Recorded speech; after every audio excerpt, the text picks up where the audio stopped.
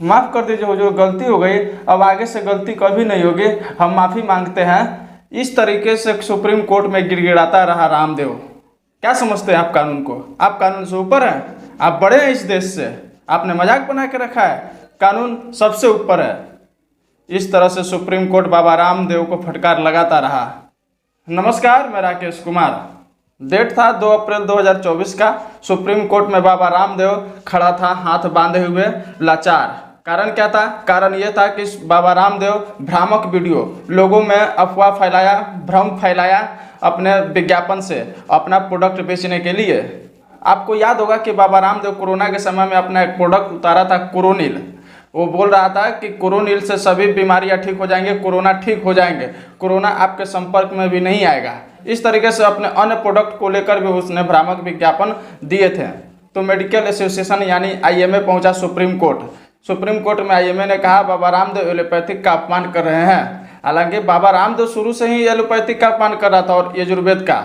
वो बोल रहा था कि हमारा स्वदेशी सबसे बढ़िया है। इस मामलों को लेकर सुप्रीम कोर्ट ने सरकार को भी फटकार लगाया कि आपने बाबा रामदेव पर कार्रवाई क्यों नहीं किया। अब बाबा रामदेव पर कार्रवाई सरकार क्यों करे? जब सैया भयो कोतवाल तो डर काहे को। आप देख सकते हैं इस फोटो में, उस वक्त का स्वास्थ्य मंत्री हर्षवर्धन जो थे कोरोनिल के लॉन्चिंग में पहुंचे हुए थे। तो फिर सरकार कैसे कार्रवाई करेगी? लेकिन बाबा रामदेव ये भूल गया था कि सरकार सबसे बड़ी नहीं है, सरकार उसके कंट्रोल में है। लेकिन इस देश में एक न्यायपालिका है जो सर्वोच्च सुप्रीम कोर्ट जो है वो किसी के अंडर में नहीं है।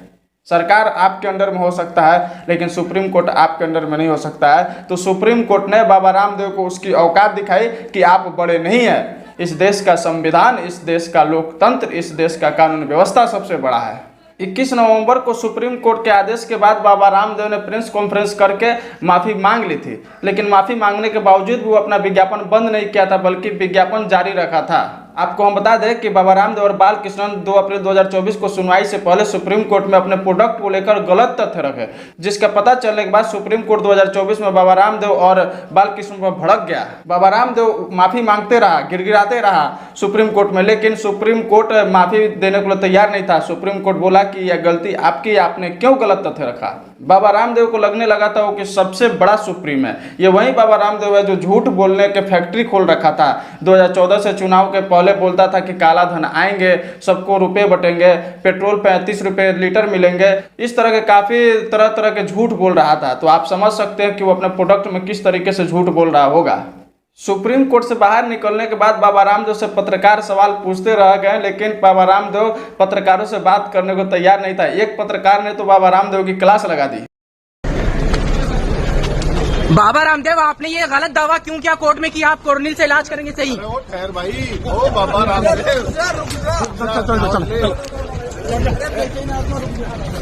रामदेव जी, आपने सुप्रीम कोर्ट में झूठ क्यों बोला?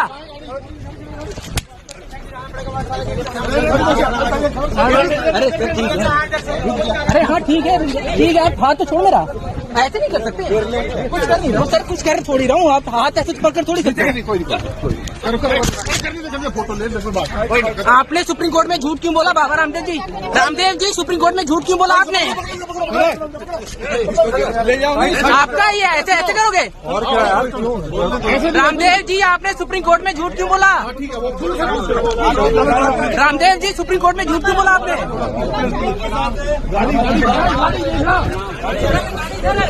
माफीनामे को अस्वीकार कर दिया सुप्रीम कोर्ट ने। कोर्ट ने आपके माफीनामे को अस्वीकार कर दिया, क्या कहोगे?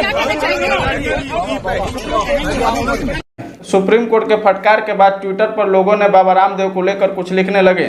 तो एक यूजर पत्रकार अभिनव पांडे ने लिखा, एक वक्त था जब बड़े बड़े मंत्रियों के साथ प्रेस कॉन्फ्रेंस कर रहे थे, डॉक्टरों की बातों का टीवी पर आकर मखौल उड़ा रहे थे। वक्त बदला तो वहीं बाबा रामदेव सुप्रीम कोर्ट में हाथ बांधे खड़े हैं, माफ़ी मांग चुके हैं, दवा का भ्रामक प्रचार किया।